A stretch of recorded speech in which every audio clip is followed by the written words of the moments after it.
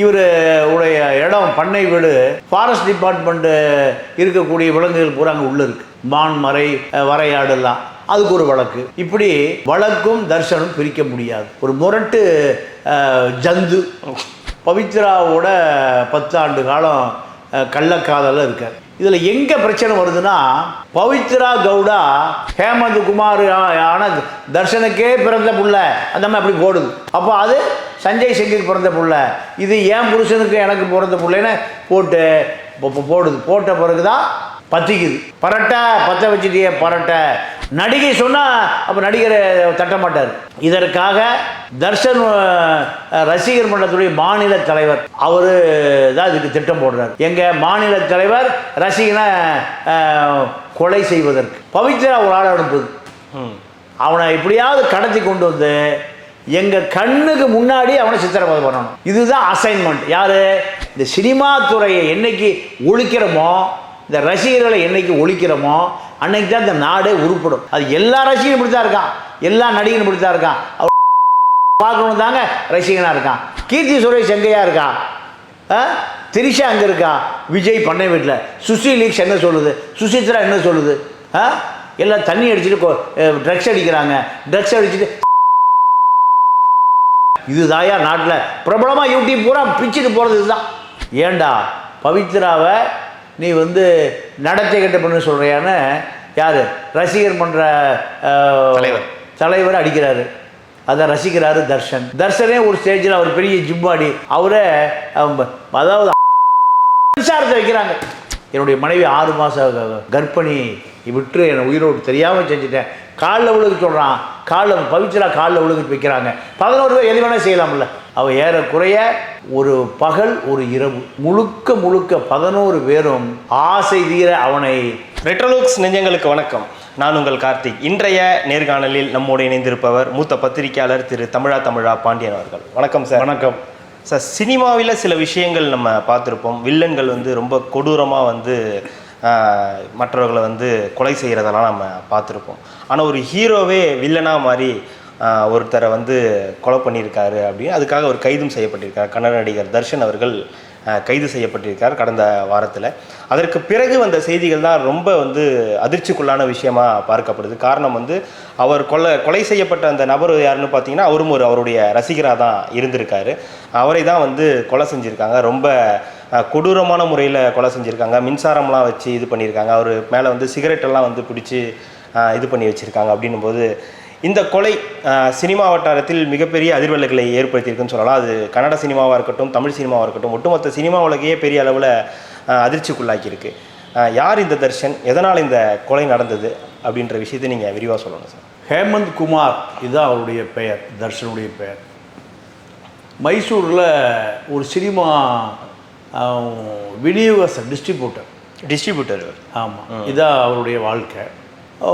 டிஸ்ட்ரிபியூட்டருக்கு படம் எடுத்தால் என்னன்னு ஆசை வருது. அப்புறம் அவர் ப்ரொடியூசர் ஆகிறாரு. ப்ரொடியூசர் ஆகி வேறு ஹீரோவை வச்சு படம் எடுக்க, நாமளே ஹீரோவை நடித்தா என்ன? அப்போ தான் ஹீரோவா மாறி தர்ஷனாக மாறுறாரு. இதுதான் ஹேமந்த் குமார் தர்ஷனாக மாறின வரலாறு. இவருக்கு இயல்பாகவே ஒரு முரட்டு குணம். 2011 மனைவி விஜயலட்சுமியை அடித்து உதைத்து சித்திரவதை பண்ணி அந்த அம்மா ஒரு வழக்கு தொடுக்குது. அதுக்கு சிறைக்கு போகிறார். மனைவியே வழக்கு தொடுக்கிற அளவுக்கு ஒரு மிக மட்டமான மனிதன். அப்புறம் சமரச மையத்தில் சமரசம் 2016 வரைக்கும் சரியாக இருக்கார். 16 மீண்டும் மனைவி அடி உத சரமாரியாக தாக்குதல். மறுபடியும் அந்த அம்மா காவல்துறைக்கு போகுது. ஒரு வழக்கு. முதல் வழக்கில் சிறையிலே இருக்கார். 2வது அதே போன்ற ஒரு வழக்கு சமரசம். 3வது ஒரு வழக்கு. 4வது ஒரு வெயிட்டரை ஹோட்டலில் வச்சு அடிக்கிறாரு. அவனுக்கு 1 லட்ச ரூபா பணம் கொடுத்து அது போலீஸுக்கு போகாமல் தடுக்கப்பட்டது.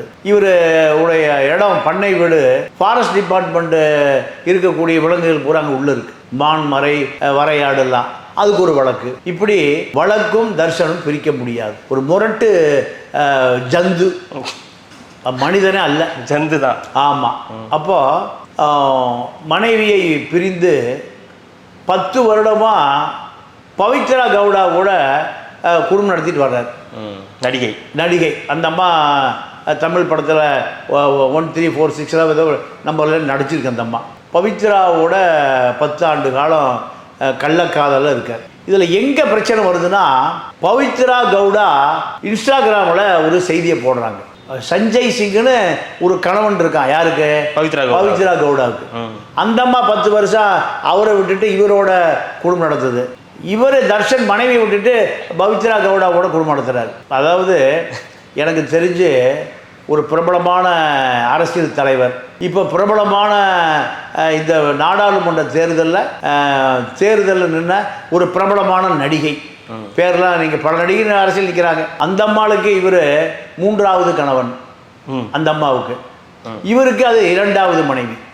யாருக்கு? இவங்கெல்லாம் தமிழ்நாடு தலைவர்கள், நடிகர்கள், நடிகைகள், சித்திகள், சித்தப்பாக்கள். திரைத்துறையினால சீரழிவு கலாச்சாரத்தினுடைய உச்சம். உன் குழந்தையும் என் குழந்தையும் நம்ம குழந்தையோட விளையாடுது.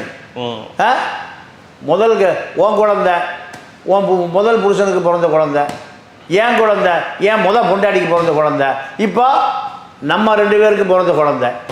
இதுதான் உன் குழந்தை என் குழந்தை, இது நம்ம குழந்தை, எல்லாம் ஒன்றா விளையாடுது. இதுதான் திரைத்துறை. சமூக ஒற்றுமை இதான் திரைத்துறை. அப்போ சஞ்சய் சிங்கு உடைய மனைவி தான் பவித்ரா கவுடா. விஜயலட்சுமியுடைய கணவர் தான் தர்ஷன். 2 பேரும் விட்டுட்டு 2 பேரும் இங்கே குடும்பம் நடத்துகிறாங்க. இதை இன்ஸ்டாகிராமில் அந்த அம்மா போடுது. சர்ச்சைக்கான காரணமே அதுதான். என்ன? என்னுடைய குடும்பம். யார? தர்ஷன், பவித்ரா, சஞ்சய் சிங்குக்கு பிறந்த குழந்தை, 3 பேர் இப்படி இதுதான் என் குடும்பம்னு போடுது. போட்ட உடனேயும் விஜயலட்சுமி பார்க்குது, ஐயையோ நம்ம புருஷன் இன்னொருத்தி சொந்தம் கொண்டாடுறாள. அப்போ அந்த அம்மா என்ன நினைக்குது? தர்ஷன் விஜயலட்சுமி வந்து உறவுக்கார பெண்ணு. யாருக்கு? தர்ஷனுக்கு. சாதாரணமாக விவசாயம் இருந்த காலத்தில் ஹேமந்த் குமாருக்கு உறவுக்கார பொண்ணு. அப்போ அந்த அம்மா என்ன போடுது? இதோ என் கணவன், நான், என் புள்ள. ஹேமந்த் குமார் ஆனால் தர்ஷனுக்கே பிறந்த புள்ள. அந்த அம்மா அப்படி போடுது. அப்போ அது சஞ்சய் சிங்குக்கு பிறந்த புள்ள, இது என் புருஷனுக்கு எனக்கு பிறந்த புள்ளைன்னு போடுது. போட்ட பிறகு தான் பற்றிக்குது. பரட்டை பற்ற வச்சுட்டியே பரட்டை அப்படிங்கிற மாதிரி கன்னட ஊடகம் பூராம உண்மையான புருஷன் யார், உண்மையான பொண்டாட்டி யார் ஆராய்ச்சி பண்ண ஆரம்பிக்குது. இதில் மெடிக்கல் ஷாப்பில் வேலை பார்க்குற ரேணுகா சாமி என்ன பண்ணுறாரு? உடனே என் தலைவனை விட்டுரு. யாரை?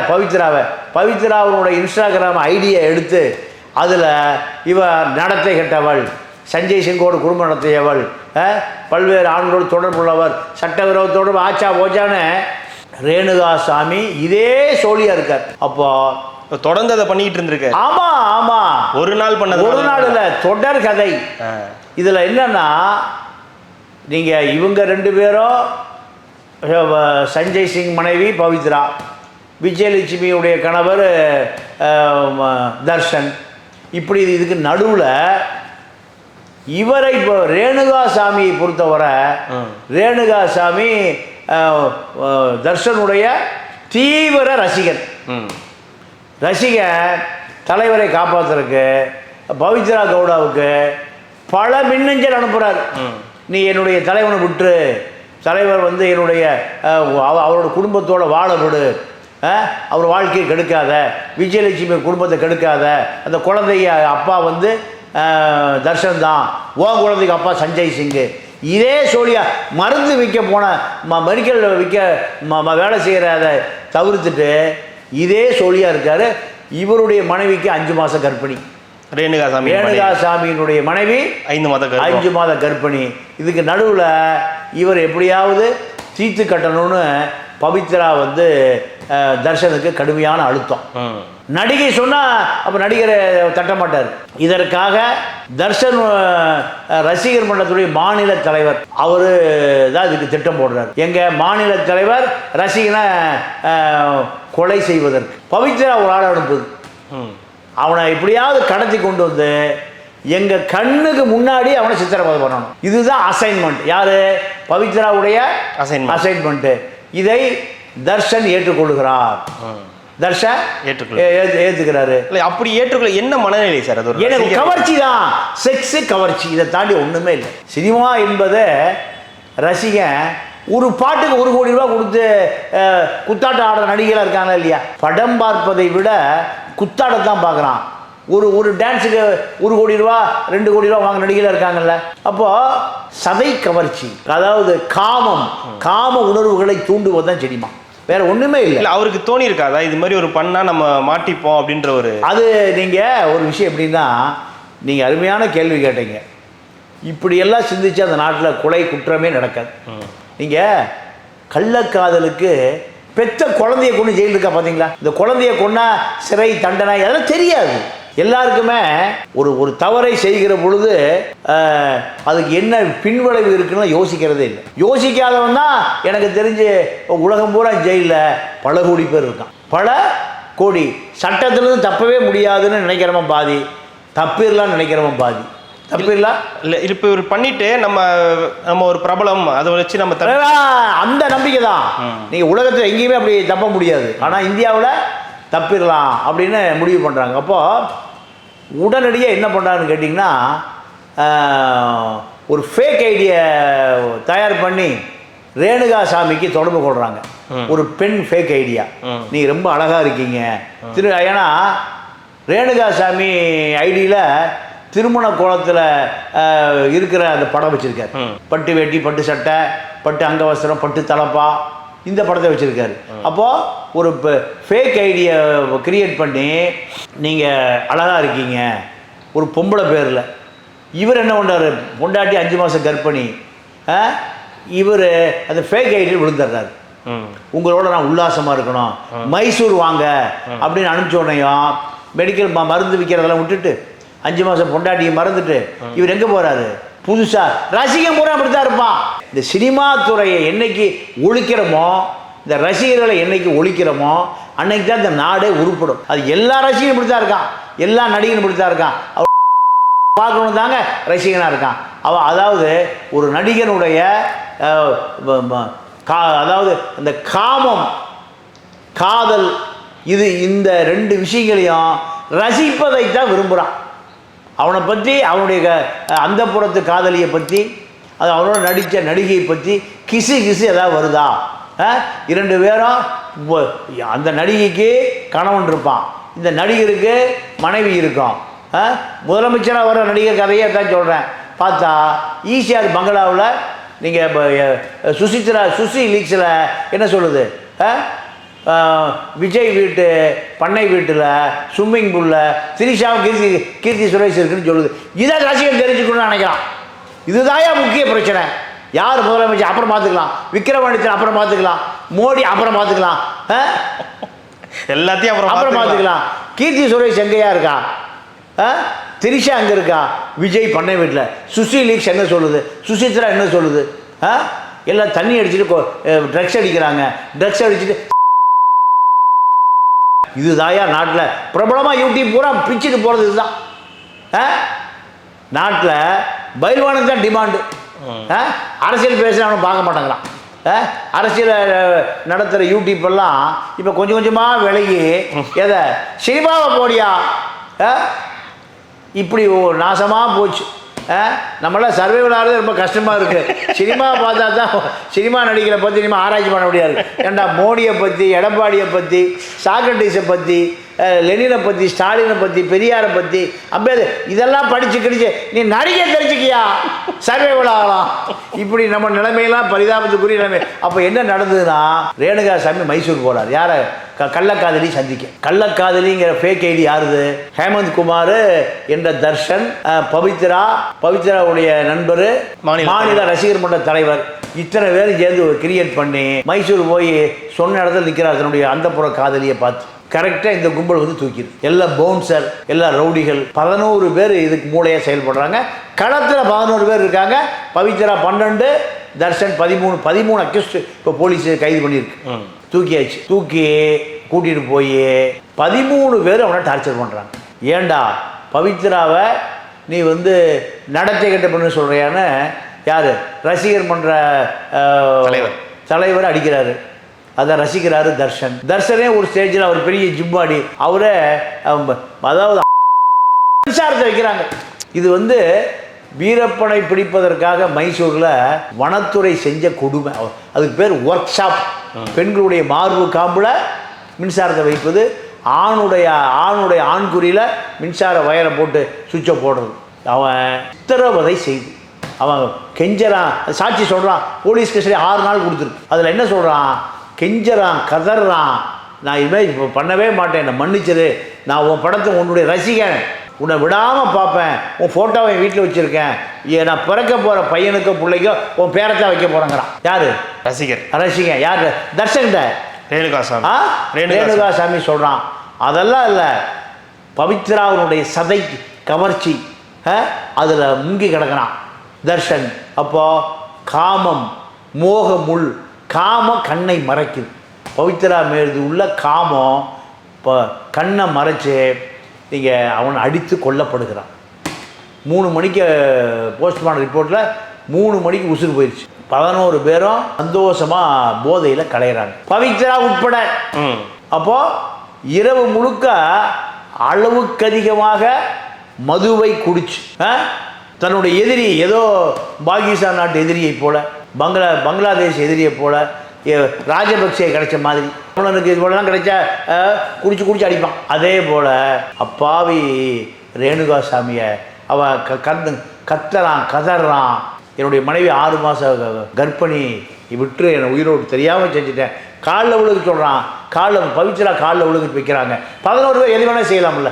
அவள் ஏறக்குறைய ஒரு பகல் ஒரு இரவு முழுக்க 11 பேரும் ஆசை தீர அவனை சித்திரவதை செய்து சிகரெட்டை சொல்கிறாங்க.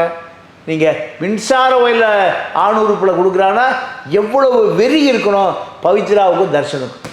கொடூரமான விஷயம். என்ன கேட்டால் 11 பேருக்கும் குறைந்தபட்சம் தூக்கு கொடுக்கணும். வாய்ப்பு இருக்காது, கண்டிப்பாக வாய்ப்பு இருக்குது. ஏன்னா காவல்துறை தமிழ்நாடு காவல்துறை போல அல்ல. காவல்துறை நீங்கள் சரியாக இதை நகர்த்திட்டு போகுது. இதில் இன்னொரு விஷயம் என்னென்னா, இந்த கொலை நடந்த பிறகு 3 பேர் போய் சரண்டர் ஆகிறான். 3 பேருக்கு ஆளுக்கு 10 லட்ச ரூபா. நாங்கள் தான் வரவு செலவு கடன் வாங்கிட்டு கொடுக்க மாட்டேன்ட்டான், அதனால் நாங்கள் அவனை அடித்து சித்திரவதை பண்ண செத்து போயிட்டான். 3 பேர் சரண்டர் ஆகிறாங்க. நம்ம போலீஸ் இருந்துன்னா உடனே ஒரே ஃபோன், நீங்கள் கதை முடிஞ்சிருக்கோம்.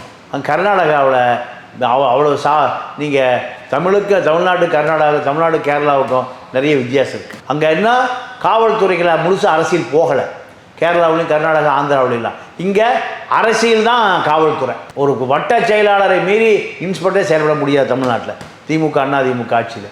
அப்போ 3 பேரை காவல்துறை முறையாக விசாரித்த பிறகு உண்மை சொல்கிறோம். எங்களை சரண்டராக சொன்னது தர்ஷன் தான், தர்ஷன் பவித்ரா. அப்போது 3 பேரை வச்சு மறுபடியும் 3 பேரை தூக்குறாங்க. 3, 6, 9, இப்போ 13 பேர் குற்றவாளி. போலீஸ் கஸ்டடியில் எடுத்தால் அத்தனையும் உண்மை. அதிர்ச்சி மேல் அதிர்ச்சி, வேதனை மேல் வேதனை. அப்போது இதுக்கெல்லாம் மூல காரணம் என்னன்னு கேட்டிங்கன்னா, பவித்ரா மீது உள்ள ஒரு தர்ஷனுக்கு உள்ள ஒரு வெறி. அந்த அம்மா சொல்லுது, 10 ஆண்டு காலம் நாங்கள் குடும்பம் நடத்துகிறோம், எனக்காக எதை வேண்டுமானாலும் செய்வார் தர்ஷன், எதை வேண்டுமானாலும் இழப்பார். இதுதான் பவித்ரா கவுடாவுடைய ஸ்டேட்மெண்ட்டு. அப்போது தர்ஷன் பவித்ரா 2 பேரும் சட்டவிரோத காதல். ஏன்னா பவித்ரா தன்னுடைய கணவனை டைவர்ஸ் பண்ணல, இவரும் அவர் டைவர்ஸ் பண்ணலை, விஜயலட்சுமியும் டைவர்ஸ் பண்ணல. அப்போ எனக்கு தெரிந்து பவித்ராவோடு மட்டும் இல்லை, பல பவித்ராக்கள் பின்னணியில், பல பவித்ராக்கள் நிரந்தரமாக, ஒரு பவித்ரா நிரந்தரம் இல்லாமல் பல பவித்ராக்கள். இதுதான் தமிழ் திரைப்பட உலகம். இதே கதை. ஒரு படத்தில் கதாநாயகரோடு நடித்தா அவளோடு நீங்கள் இரவு உல்லாசம், ஆட்டம் பாட்டம் கொண்டாட்டம். எனக்கு தெரிந்து ஒரு பெரிய நடிகர், மறைந்த நடிகர், நடிப்புக்கு இப்போ பேர் போன நடிகர், யார் கதாநாயகி நடித்தாலும் 1 மாத காலம் நீங்கள் ஹோட்டலில் பெர்மனன்ட் ரூம் போட்டு கொடுத்தணும். யார்? அந்த பட தயாரிப்பாளர். இதுதான் எழுதப்படாத சட்டம். கருப்பாக இருந்தால் நடிகை ஆகிடலாம், கற்போடு நடிகை ஆக முடியாது. அப்போ ஒரு பவித்ரா தான் நமக்கு தெரியுது, பல பவித்ரா தமிழ்நாட்டில் உண்டு, பல தர்ஷன்கள் உண்டு. ஆனால் முட்டாளாக இருக்கான் ரசிகன். இல்லை, இதன் மூலயமா மக்கள் தெரிஞ்சுக்க வேண்டியது என்ன சார்? இந்த ஒரு இல்லை, அதாவது சினிமா மோகம் என்பது மலையாளியை போல் நீங்கள் பின்பற்றுங்க. எந்த மலையாளியும் சினிமாக்காரனுக்கு கட்டவுட் வைக்க மாட்டான். போஸ்ட் வைக்க மாட்டான், பால் அபிஷேகம் வைக்க மாட்டான், கட்சி ஆரம்பிக்க மாட்டான், அவன் பின்னாடி போக மாட்டான். ஏன்? சினிமா நடிப்பது உன் வேலை. சினிமா பார்த்தா அதோடு ஒன்றும் மறந்துடுவேன். மலையாளி எல்லாத்துக்குமே மலையாளி பஞ்சாபி பின்பற்றுங்க சார், வேற ஒன்றும் பின்பற்ற வேண்டாம். மலையாளி பஞ்சாபி 2 பேரும் தான் இந்தியாவுக்கான வழிகாட்டிகள். நீங்கள் கேரளாவில் எந்த தப்பு பண்ணி தப்பிச்சிட முடியாது. நீங்கள் ஆன் ரோடு ஜட்ஜ்மெண்ட் 100 பேர் திரண்டுருவான். எங்கே? ரோட்லேயே. பஞ்சாபில் அப்படி தான், ஒரு சின்ன தப்புனா 100 பேர் திரண்டுருவான். அங்கேயே பனிஷ்மெண்ட்டு. பள்ளிக்கூடத்தில் ஒருத்தர் கஞ்சா வச்சுருக்கான், அவனை தெருவில் ஓரம் பூரா அடிக்கிறான். நான் வீடியோ பார்த்தேன். எங்கே? பஞ்சாபில். பள்ளிக்கூடத்துலேயும் கஞ்சா விற்கிறியா? தெருவில் ஓரம் பூரா அடிக்கிறான். அடித்து குற்றுயிர் கொலை உயிராக அவனை கொண்டு காவல்துறையில் கொடுக்குறாங்க. அவன் வாழ்க்கையில் கஞ்சா விற்பானா? இங்கே கஞ்சா விற்கன்னு பெடிஷன் போட்டால் எவன் பெடிஷன் போட்டானோ அவனை போலீஸை கஞ்சா விற்கன்னு சேர்த்து குற்றுயிர் கொலை அடிச்சிருவான். மணல் திருடு இது வரைக்கும் மணல் திருடை தடுப்பதற்காக போன 500 பேர் செத்து போயிருக்கான். யார்? காவல்துறை அதிகாரி, அரசியல்வாதி 3 பேர் சேர்ந்து. யார் மணல் திருட்டை தடுக்க நினைக்கிறானோ பொதுநல சேவகன், அவன் கொல்லப்பட்டிருக்கான். இதுதான் தமிழ்நாட்டு அரசியல். ஆக தர்ஷன், பவித்ரா, ரேணுகாசாமி கதை தமிழ்நாட்டுக்கு ரசிகர் மன்றமே தேவையில்லை. அவன் ஜல்சா பண்ணுறதுக்கு இவன் காசு கொடுக்குறான், அவன் ரசிகர்களை மதிப்பதே இல்லை, அடித்து கொள்றான். மாநில தலைவரையும் சேர்ந்து அடித்து கொள்றான். அப்போது இந்த மானங்கட்ட தமிழ் ரசிகர்களுக்கு நான் சொல்லுகிற விஷயம் என்னன்னு கேட்டிங்கன்னா, எந்த திரைப்பட நடிகனுக்கு ரசிக மன்றமாக இருக்காதீங்க. எம்ஜிஆர் ஒருவன் தான் தன்னுடைய ரசிகர்களை எம்எல்ஏ ஆக்கினார், எம்பி ஆக்கினார், மந்திரி ஆக்கினார், முதலமைச்சரும் ஆக்கினார். அது ஒரு காலகட்டம், அதோடு அது முடிந்து போய்விட்டது. இப்போ இருக்கிற ரசிகர் மன்ற கூட்டம் பூரா பணம் சம்பாதிப்பதற்கும் பெண்களோட உல்லாசமாக இருப்பதற்கும் பணம் கொடுக்குறவன் தான் ரசிகன். இந்த ரசிகனையே அவன் அடித்து கொள்றான்னா மனிதாபிமானம் 0.5% கூட இல்லாத மனிதர்கள் தான் இன்றைக்கி திரைப்பட நடிகர்களாக இருக்கிறான். இதுதான் தர்ஷனுடைய ரேணுகாசாமியினுடைய மரணத்தில் நமக்கு கிடைத்திருக்கிற செய்தி. மிக்க நன்றி சார். இவ்வளோ நேரம் உங்களுடைய நேரத்தை ஒதுக்கி எங்களுக்காக பல்வேறு தகவல்களை பகிர்ந்தமைக்கு ரெட்ரோலுக்கின் சார்பாக நன்றி, வணக்கம்.